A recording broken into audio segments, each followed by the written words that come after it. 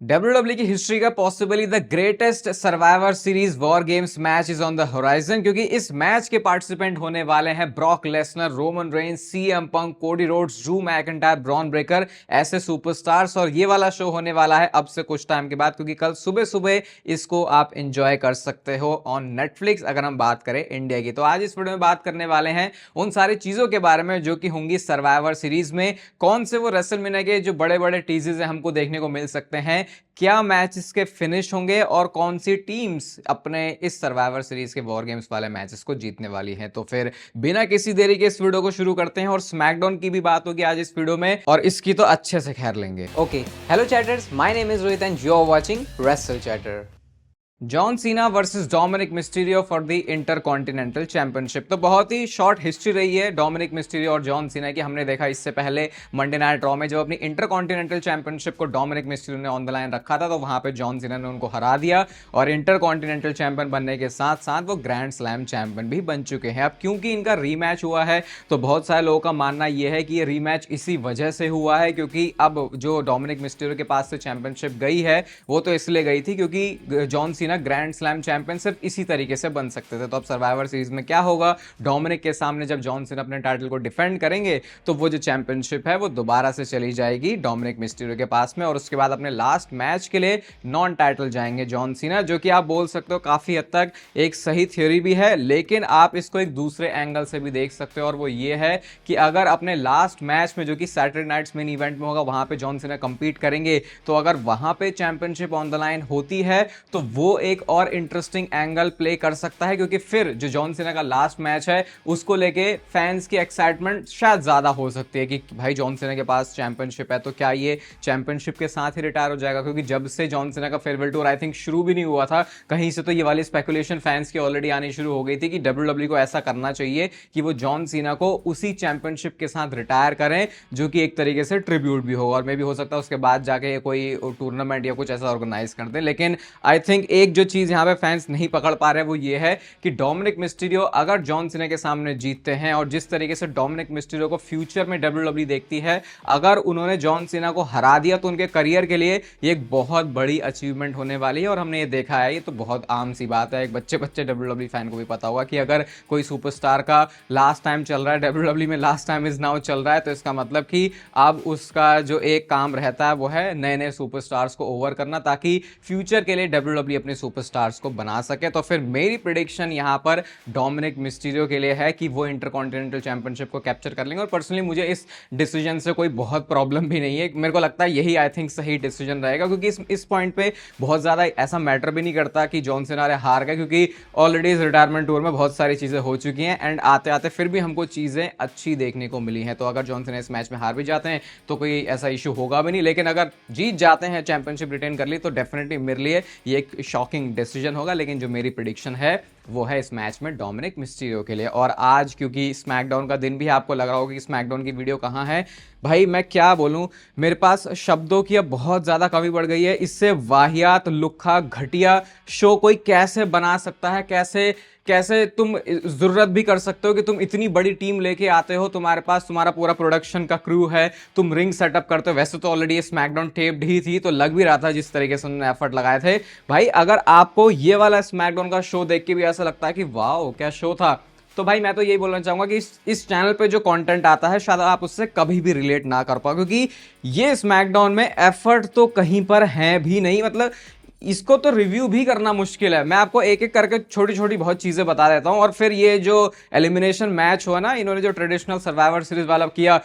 इससे ज्यादा नकली आप डब्ल्यूडब्ल्यू को दिखा ही नहीं सकते। हुआ क्या है, देखो जे ऊसो और रूसेव का मैच था last time is now tournament का। Obviously Jey Uso golden boy हैं, उनको जीतना था, वो मैच जीत भी गए। रूसेव के साथ हिस्ट्री है तो फैंस चाहते थे कि रूसेव जीत जाएं, बट भाई मेरे को तो पहले से पता था इस मैच में जे ऊसो ही जीतने वाले हैं, और वही चीज यहाँ पे हुई है। एकमात्र जो शो पर देखने लायक चीज मैं बोलूंगा जो कि आप आप एक इंस्टाग्राम रील भी हो सकती थी, आज की स्मैकडाउन एक इंस्टाग्राम रील भी हो सकती थी, क्योंकि देखने लायक सिर्फ एक ही चीज थी और वो था जो मिज और निक ऑल्डिस का बैक स्टेज से सेगमेंट है, वहां पे जो आर्ट्रूथ ने किया, वो जो बॉल्स वाली चीज को फनी करके बता रहे हैं ना, मैं तो अब भाई इस मूड में हूँ कि मैं इसको बता भी नहीं सकता सही से कि क्या मेरे को अच्छी चीज लगी यहाँ पे। वो बस वो बॉल्स वाला जो जोक है उसको ही बढ़िया कर रहे थे और मिज ने ट्रिक कर दिया था कि उन्होंने वो जो अपनी वाली चिट है वो उस बॉल के अंदर डाल दी थी, जिसकी वजह से निक ऑल्डिस को ऐसा लगा कि रैंडमली नाम आया है मिज का, लेकिन जो रिप्लेसमेंट निकल के आते हैं वो मिज से। फिर उसके बाद एले नाइट और मिज का मैच होता है। यहाँ पे भी ऐसा देख के तो लग रहा था कि मिज अगर आ गए हैं तो शायद ऐसा हो सकता है कि उनकी हिस्ट्री है तो उनको आगे बढ़ा सकते हैं, बट डब्ल्यूडब्ल्यू ने एले नाइट के साथ वो गई और वैसे भी एले नाइट के साथ ज्यादा कुछ अच्छा हो नहीं रहा, तो दो चार अच्छी चीजों में से ये कुछ एक है जो हमने आज एले नाइट के साथ देखा। और पीछे बैंड बाजा बज रहा है तो उसको आप थोड़ा सा इग्नोर कर सकते हो अगर आपको आवाज आ रही है, वैसे तो मैं इसको फिक्स करने की कोशिश करूंगा। उसके बाद फिर आस्का और शार्लेट फेयर का ये एडवांटेज मैच था, नेचुरल सिलेक्शन फिनिशर जब लगा उस पर देखना क्राउड इतना खत्म है, किसी का कोई रिएक्शन ही नहीं है। और ये भी आप बोल सकते हो कि शायद क्योंकि ये टेप्ड स्मैकडाउन थी तो फिर लोग ऑलरेडी एग्जॉस्टेड थे, तो उसका भी आप एक इम्पैक्ट कह सकते हो, बट ठीक है,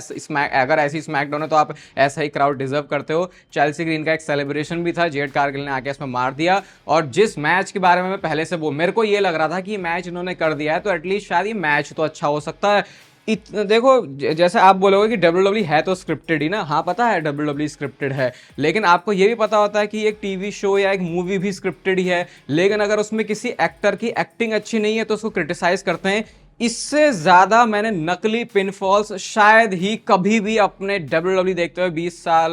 से ज्यादा हो चुके हैं मुझे, इतना नकली मैच मैंने देखा नहीं है भाई, क्योंकि इसमें एलिमिनेशन होने हैं तो भाई लास्ट में जाके बहुत सारे पिनफॉल्स होंगे। इसमें क्राउड का ऐसा लग रहा है कि जो एक थप्पड़ पे भी बहुत रिएक्शन आया था भाई, एक किक जो कि नोटिस भी ना हो उतना भी रिएक्शन नहीं आया था क्राउड का। और वो ऐसा बिल्ड, जैसे कोई मैच किसी का पिनफॉल होता है ना तो बिल्ड होता है ना उसकी तरफ कि अच्छा ये हुआ ओ अब फिर वो बिल्ड बना के फिर पिनफॉल होता है। इतने फ्लैट लग रहे थे पिनफॉल, क्योंकि एलिमिनेशन मैच है तो भाई इनको था भाई अब जल्दी जल्दी, ऐसा लग रहा है कि गन पॉइंट पे रख के मैच बुक करवाया होगा, क्योंकि सोलो सिकोवा वाली टीम इस मैच को जीती है तो रॉक ने गन पॉइंट पे रखा था ट्रिपल एच को कि भाई तुझे मेरे बंदों को एक एलिमिनेशन वाला मैच देना है। अगर गन पॉइंट पे रखने के बाद मैच बुक होता तो कैसा होता वो आपको यहां से दिख रहा है। एंड में फिर यहाँ पे वाइट सिक्स भी आ जाते, इन्होंने कुछ ऐसा लगा कि पता नहीं फैंस ओ वाव हो जाएंगे कि अंकल हाउडी आ गए, सिस्टर एबिगेल उन्होंने लगा दिया, कुछ मुझे नहीं लगता उससे फर्क पड़ा है। और बहुत सारे लोग फिर मुझे कमेंट करके भी ये बोलते हैं कि जो कि आई थिंक पता नहीं ये थोड़ा बचकाना सा है कि यार कि डब्ल्यूडब्ल्यू पे ही आप वीडियोस बनाते हो, इससे ही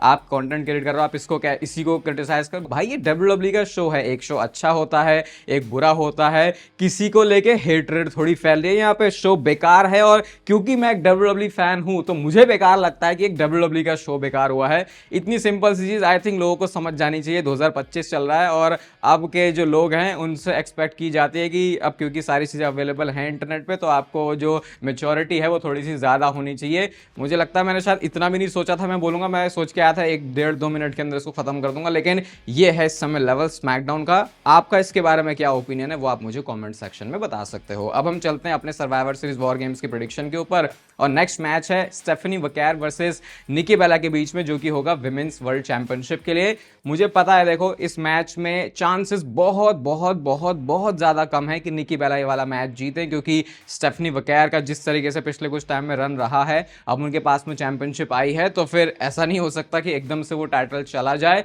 लेकिन ऐसे ही बोल्ड मूव्स आपको कई बार स्टोरी लाइन को इंटरेस्टिंग करने के लिए करने पड़ते हैं, क्योंकि निकी बेला को अगर आप देखोगे तो उनका हील टर्न हुआ है, तो हील टर्न के बाद वही है कि आपको कैरेक्टर को थोड़ा सा प्रोटेक्ट करके चलना पड़ता है। एक बार को बेबी फेस को आप ना भी करो तो चलता है क्योंकि सिंपैथी आ जाती है उसके लिए, लेकिन अगर हील कैरेक्टर है और अगर वो इतना ज्यादा बड़बोला होने के बाद हारता है तो कहीं ना कहीं फिर उस कैरेक्टर के ऊपर ऐसे एक स्प्लैश, एक धब्बा सा तो पड़ता है फिर। तो निकी बेला का शायद जीतना यहाँ पे सेंस बना सकता है, और अगर शायद मेरे हाथ में चीजें होती तो मैं चाहता कि निकी बेला मैच जीतें, लेकिन फिर भी मुझे लगता है कि स्टेफनी वकैर के पास अभी टाइटल आया है तो डब्ल्यूडब्ल्यू इतना खोज पोच करना नहीं चाहेगी। वैसे भी आजकल जो ट्रिपल एच का फॉर्मेट है वो ऐसे ही रहता है कि आपको जो सुपरस्टार्स हैं उनके पास टाइटल लंबे टाइम तक रखना है ताकि वो थोड़े से क्रेडिबल नजर आए। तो प्रेडिक्शन मेरी इस मैच में स्टेफनी वकैर के लिए है, लेकिन शायद मैं देखना चाहता हूँ कि निकी बेला ये वाला जो मैच है उसको जीत जाए। इसके बाद नेक्स्ट मैच है विमेंस वॉर गेम्स मैच, और यहाँ पे पार्टिसिपेंट होने वाले हैं रिया रिप्ली, ईओ स्काई, एजे ली, एलेक्सा एलेक्सा ब्लिस और शार्लेट फेयर, और अगेंस्ट में टीम है बेकी लिंच, काबुकी वॉरियर्स,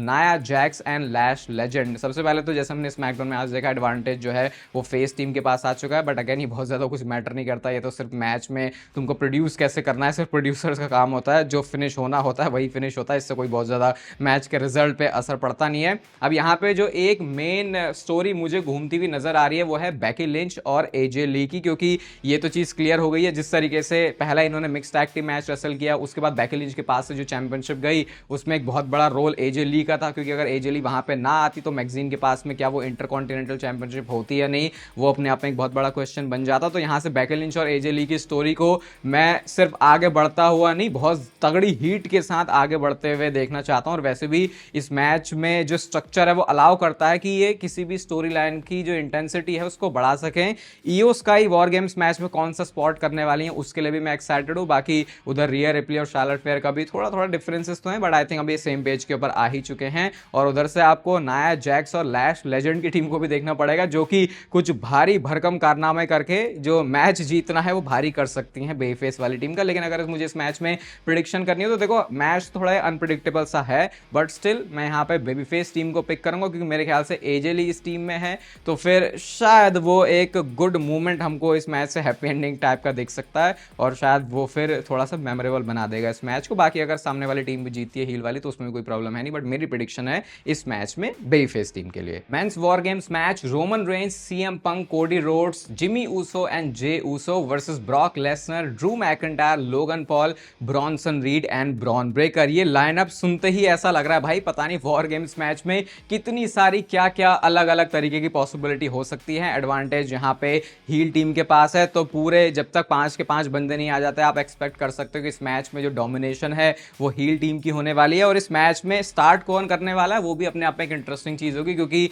अगर आप इधर हील वाली टीम से देखोगे तो लोगन पॉल को बहुत ज्यादा चुल रहती है कि भाई मेरे को मैच में शाइन करना है, मुझे कुछ अच्छा करना है, तो शायद वो हो सकता है इस मैच को स्टार्ट करते हैं, या फिर आप बोल सकते हो ब्रॉन ब्रेकर या ब्रॉनसन रीड भी एक अच्छा ऑप्शन हो सकता है। और जैसे हम लोगन पॉल की बात कर रहे हैं तो ईओ स्काई को मैं विमेंस वॉर गेम्स मैच के लिए देख रहा हूं, और यहां पे लोगन पॉल को अगर आप देखोगे तो वो भी मेंस वॉर गेम्स मैच में एक ऐसा स्पॉट तो आई थिंक करेंगे जो कि हम याद रखने वाले हैं, क्योंकि अगेन ये सोशल मीडिया वाला थोड़ा सा बंदा है तो इसको एक वायरल मूवमेंट चाहिए होता है। लेकिन अगर कुछ गर्मा गर्म चीजों की बात करें जो इस मैच से हमको पॉसिबली दिख सकती हैं वो है ब्रॉन ब्रेकर और ब्रॉक लेसनर की केमिस्ट्री। वो चीज हमको भूलनी नहीं चाहिए जो टोपी ब्रॉक लेसनर ने गिरने के बाद रख दी थी ब्रॉन ब्रेकर के सिर पे, और ये चीज को सोशल मीडिया पे फैंस ने पॉइंट आउट किया है। और अगर सोशल मीडिया ट्विटर पे पॉइंट आउट किया है तो इसके ऊपर ट्रिपल एच जो क्रिएटिव हेड है कंपनी के उनकी नजरें रहती हैं, तो शायद उस वाली स्टोरी को भी यहां से फीड किया जा सकता है। तो ये हमको अपने दिमाग से चीज बिल्कुल भी निकालनी चाहिए कि भले ही ये दोनों बंदे सेम टीम में हैं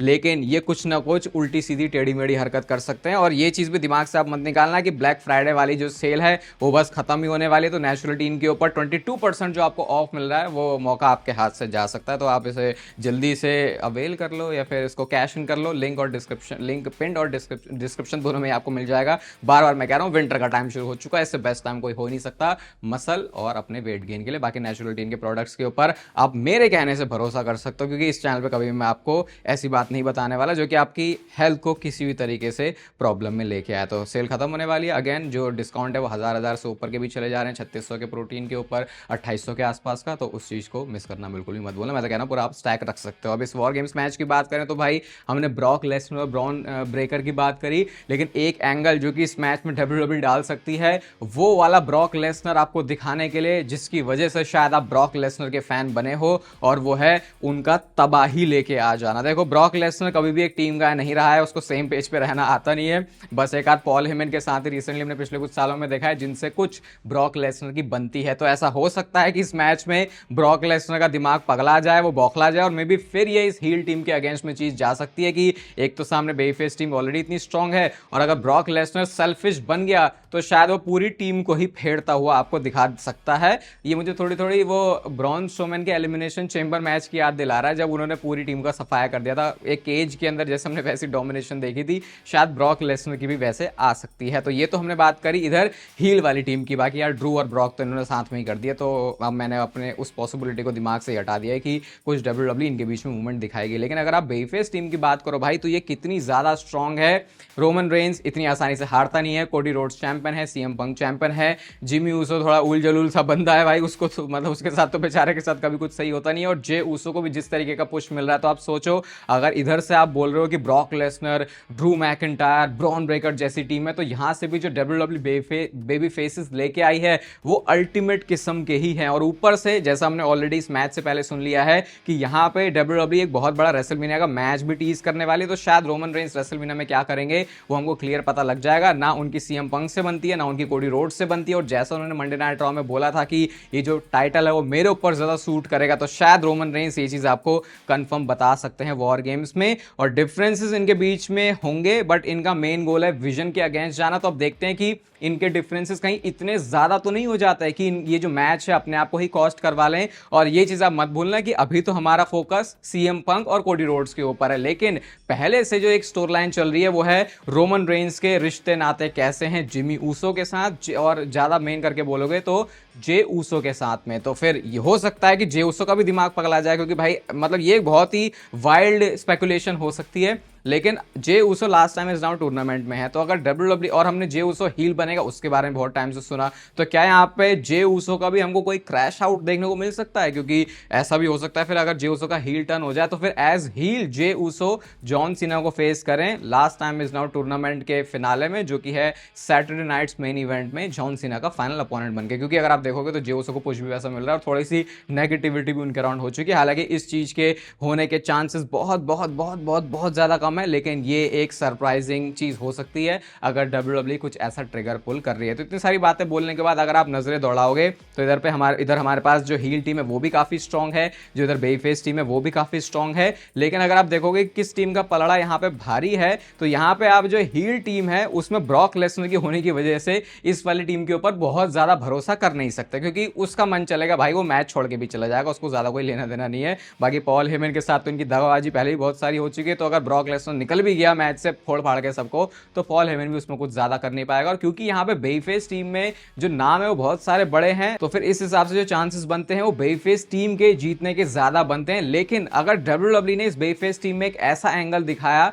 जो कि फ्यूचर के रेसलमेनिया मैच को टीज कर रहा है, और वो एंगल इतना बड़ा है, तो फिर ऐसे में जो पलड़ा है वो इस हील टीम का भारी हो जाएगा। तो देखो भाई बिल्कुल 50-50 सा ही मामला लग रहा है, लेकिन शायद मुझे इनिशियली ऐसा लग रहा था कि जो हील वाली टीम है वो बहुत ज्यादा तगड़ी और डोमिनेंट है, तो शायद वो जीत सकते हैं। बट पता नहीं इस पॉइंट में मुझे ऐसा क्यों लग रहा है कि जो बेबीफेस टीम है शायद उसका पलड़ा थोड़ा सा भारी है, और हो सकता है मेरी प्रेडिक्शन इस पे पूरी गलत है, क्योंकि आई थिंक इस मैच में रिजल्ट क्या होने वाला है वो चीज मैटर नहीं करती। लेकिन क्योंकि अगर मुझे कोई एक टीम पिक करनी है तो बातें तो मैंने भले ही थोड़ी बेबीफेस टीम की साइड ज्यादा बोल दी है, बट अगेन मैं यहाँ पे प्रेडिक्शन करूंगा हील वाली टीम के लिए, ब्रॉक लेसनर वाली टीम के लिए, कि वो इस वाले मैच को जीतने वाले हैं। ये मेरी प्रेडिक्शन के हिसाब से है। बाकी डिस्क्रिप्शन और पिन कमेंट में नेचुरल टीम को चेकआउट करना बिल्कुल मत भूलना। ब्लैक फ्राइडे की जो सेल है वो बस अब खत्म ही होने वाली है, तो उससे पहले आप कैश इन कर लो, यही आपके लिए बेस्ट रहेगा। इस वीडियो को अगर आप यहां तक देख रहे हो तो लाइक कर देना, चैनल को सब्सक्राइब कर दो ऐसे और मस्त डब्ल्यूडब्ल्यू से रिलेटेड कंटेंट के लिए। बाकी तब तक फिर लेते रहो जिंदगी के मजे।